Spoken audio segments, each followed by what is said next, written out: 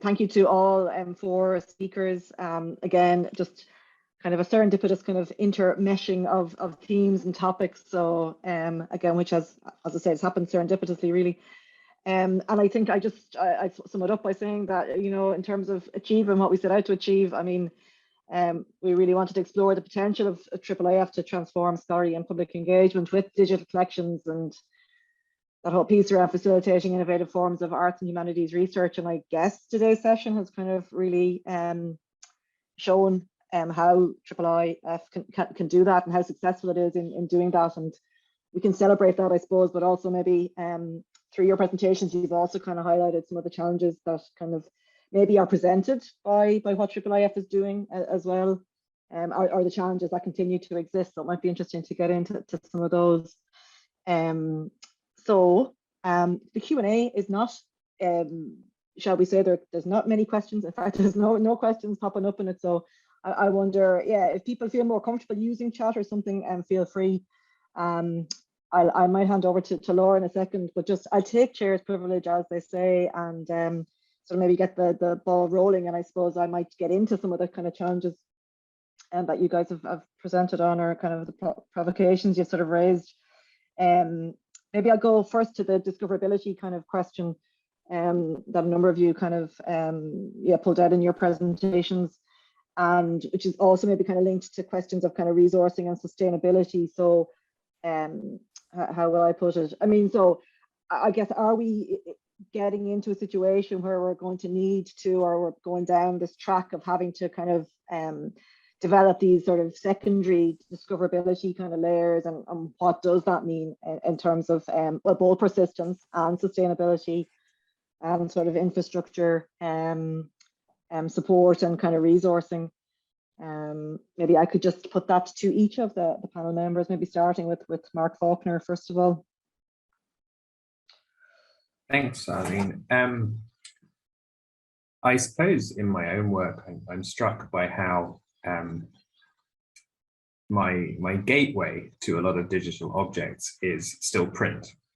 There are hand lists of manuscripts of particular works, and I identify a manuscript I'm interested in and hopefully Google it to see if it's been digitized.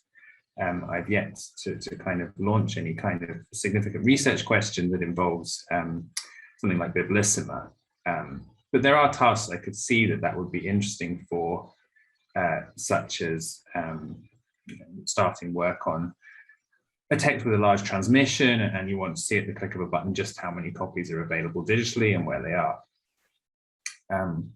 I suppose half of my background is also in corpus linguistics, and in corpus linguistics, a big question is representativeness. And I think that's going to be quite interesting, moving from a stage where you kind of serendipitously recover what's available to actually having a sense of how does this represent what survives as well. So that's not really an answer, it's more a series of further provocations. Also allowed. And panelists, we can ask questions of each other as well. That might be one way of doing it, yeah. So maybe I might move to you, Ben. Sure. Yeah, and thinking through Peter's presentation, I'm seeing a real need for authority files that are maintained long-term.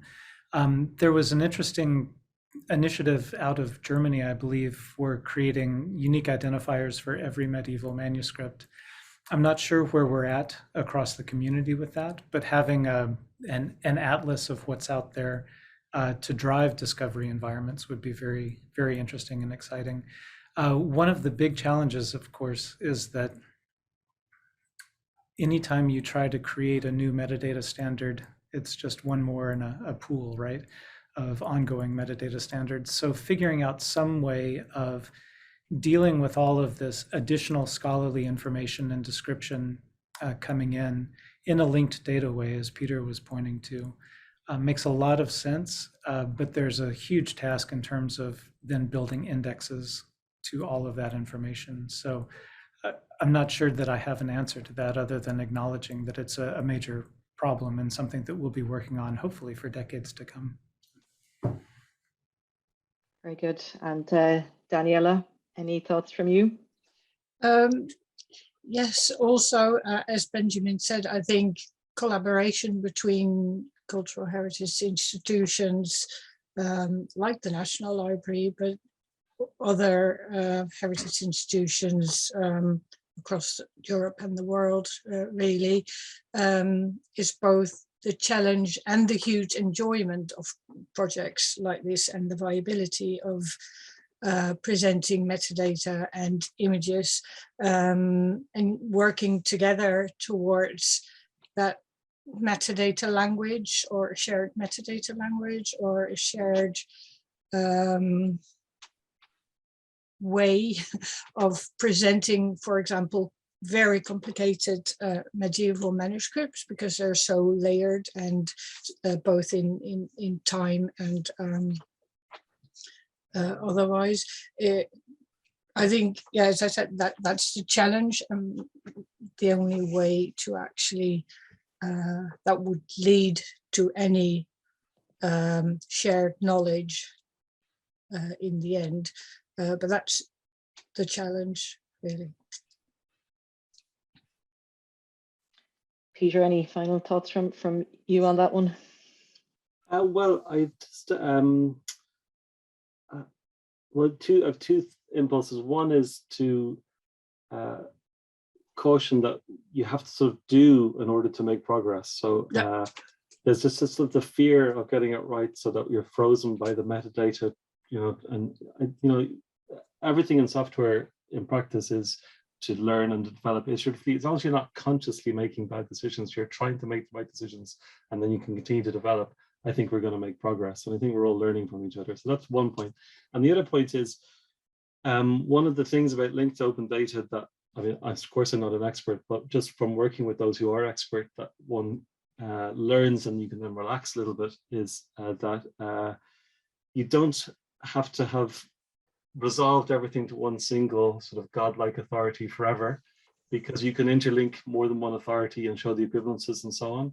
And I think that's a huge advantage. And I think that, combined with then the flexibility of the presentation standards and so on through IIIF, is something that I think we can take a lot of heart from, that there will be more than one scholarly community might choose to develop things and then interlink them, and that will be very powerful in its own right. Great, and it's brilliant to have the contributions from different domains. Again, this is one of the kind of aims of the network, right? Because we're all coming at it with different background and expertise, and possibly some of the kind of research questions and end goals. So, Laura, yes. Can I ask you to? Well, we have a question, and you may have your own questions you'd like to raise. Yeah. I'm here to moderate the abundance of questions. And we have one. Thank you, Alison. Alison is our project manager for the Carnegie-funded Medieval Manuscripts project. And Alison has asked, which said, thank you all for a wonderful panel. I'm interested in Peter's annotation feature in the Beyond 2022 project. Is this done with TEI-XML? This would be a great tool to develop for medieval materials online, for research and content, as well as teaching paleography activities. Peter, that's one for you then, please. Yeah, well, actually, for the medieval documents where we're providing translation rather than a transcription, we weren't embedding the TEI layer in the image, if you understand what I mean. That would, if we were doing a full TEI transcription, then that would make sense to do that. But these are Latin documents, and what happens to be what we're doing is providing an English transcription. But nonetheless, you can correlate the two, and the IIIF document is linked out from the TEI XML. But when you export from Transcribus for other materials that you're using, you can export. I think it is structured as TEI XML, and so what's being embedded in the transcription layer, I'm open to correction on this, but I think it is compatible with, or is another form of XML. So the possibility that you've perceived is definitely there for integrating, I would imagine. Thank you, Peter. I might take an opportunity to ask a question, and it really stemmed from Benjamin's point about responsibility, and then Peter's comment on to make progress you have to do.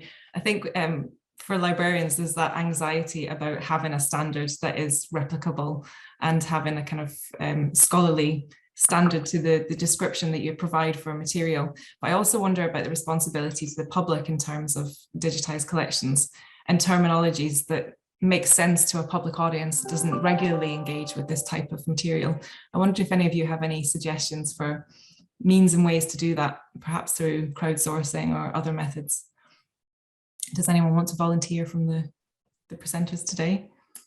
Time and research time to work out what identifiers they might want to use differently. So, for example, if for place names, I'm using the Wikidata identifiers. If they decide they would like to use any other identifier, that's fine, because through Wikidata I can find those all. So it's sort of the learning by doing part, and then balancing that with the needs of the more library standards, and being able to stay flexible in where you want to move forward.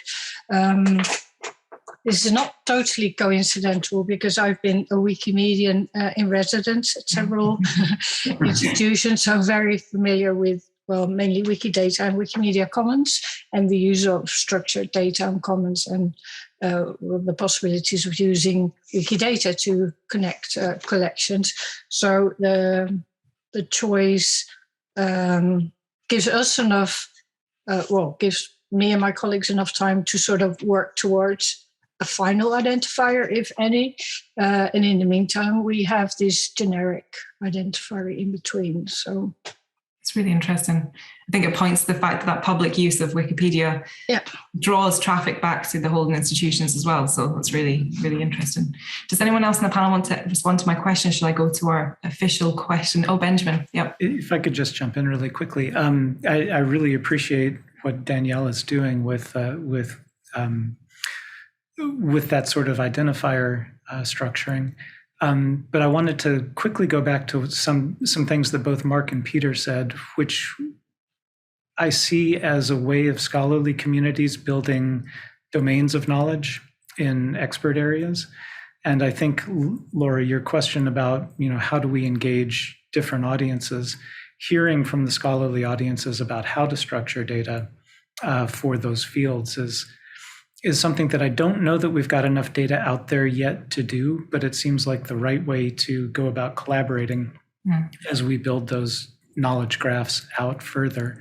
Right now, there are just very few annotations and transcriptions on IIIF materials that they're too few to allow us to start doing that kind of work. But as Peter said, the more we get, the more likely we can then start coming together to build those kinds of knowledge graphs for specific domains. And that feels like the way forward for me. It's really useful. Thank you. I'm going to move on to Kieran O'Leary's question. Sorry for late question. As someone who knows very little about linked data, can you comment on British Museum's Sparkle endpoint going down, how to mitigate against such data being taken down, and its ramifications for your own collections? Apologies for the interruption.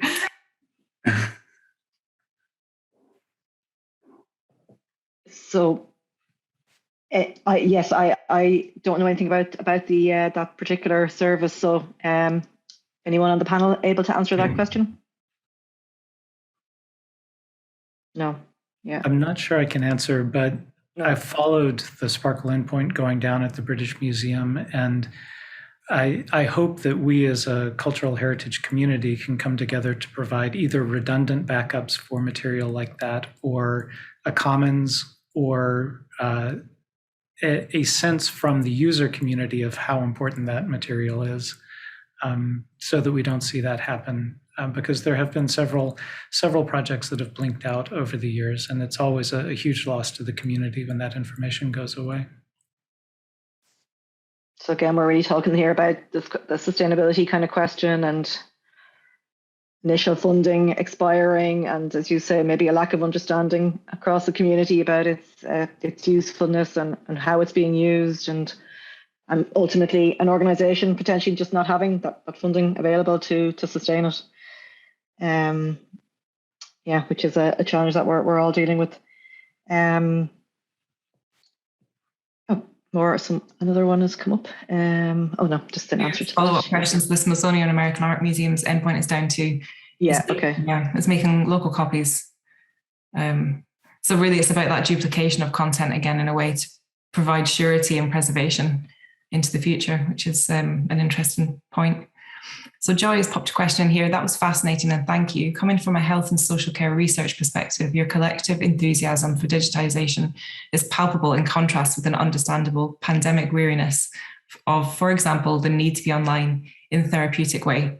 I'm curious about the links you all have with early years and young people's education in relation to your public engagement and whether you feel there is positive learning across professional worlds. That's a really, really interesting question. Who would like to take that one? I can say something about it, which is that in general, I think we don't really have a strong sense of how different public user groups engage with medieval manuscripts as digital objects. I think there's a lot of research to be done on that, and particularly, and young people would be one segment of that community that it would be interesting to scope. And I think the point you made earlier, Laura, too, about what vocabularies do the public want these objects described in is a really interesting one, and I think is also something that requires a good bit of quite interesting research. And I think what could emerge is something very different to the way that we're used to talking about manuscripts in a scholarly domain. Yeah, I think we're in an interesting position in Trinity that we have the Book of Kells, obviously, as a visitor experience as well as a scholarly artifact for research. And our visitor services team and their education officers engage with the manuscript for a public audience in quite a different way. So last year, there were videos created for primary age children and younger, and it was, videos of cartoon snakes going through the long room talking to the Book of Kells and cats and dogs and so on, but we then haven't intersected that into how we describe the manuscript from a kind of academic perspective in any way.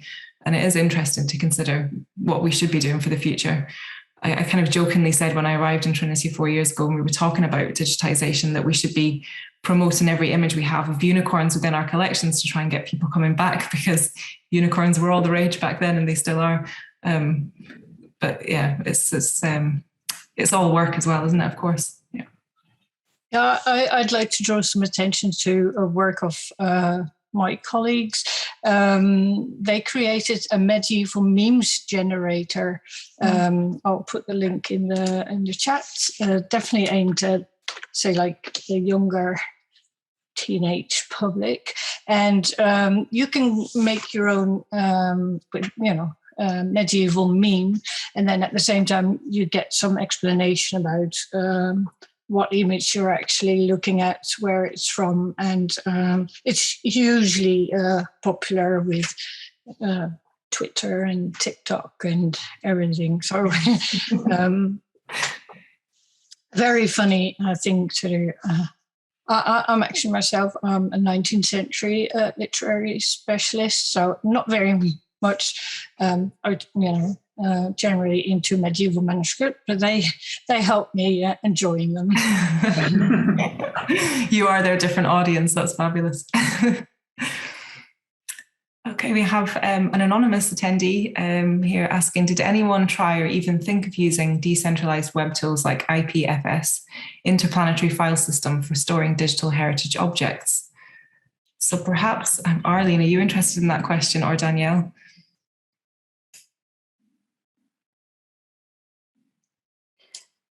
Sorry, I missed the question because I was actually looking at the memes, the chat. No, at the chat. No, because I apparently put it in the wrong chat, and Mark was so friendly to put it out to everyone. So sorry, I missed the question. Shall I ask again? So, did anyone try or even think of using decentralized web tools like IIIF4, so interplanetary file system for storing digital heritage objects?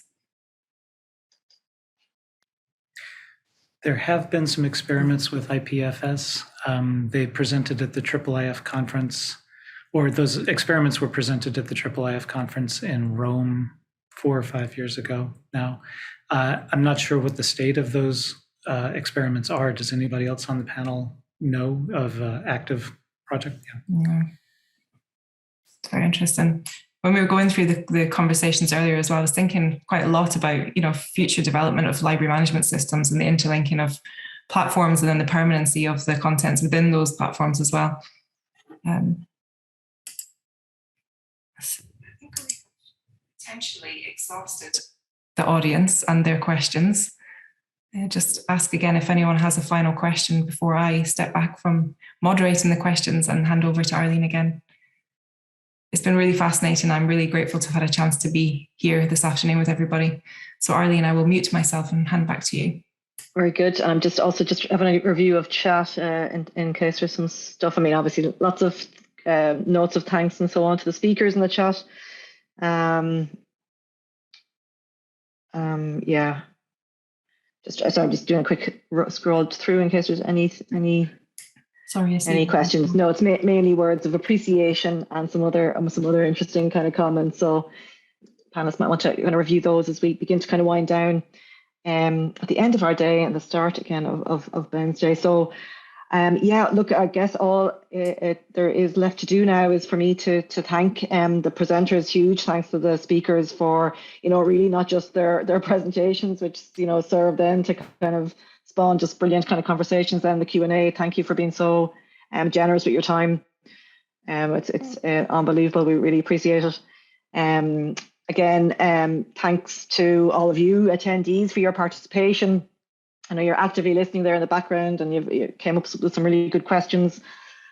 Again, it's a pity we couldn't do this live, and that does, you know, makes for a different interaction. But hopefully we'll be back together soon, and can run a similar type of event. Of course, thank you, Laura, for moderating those questions. Huge thanks to my colleague Mark Brown, and this is a colleague who's working in the background, helping all of us panelists and making sure that this event has run so smoothly, technically speaking, in the background. Thank you, Mark, for all of that. And to my colleagues, Caoimhe Ní Lachlan and Greg Sheaf, for all their support and guidance and help in promoting the event. And to all my colleagues in the library, again, who have, you know, developed our digital collections and our virtual Trinity Library initiatives, and also colleagues in the Trinity Longroom Hub.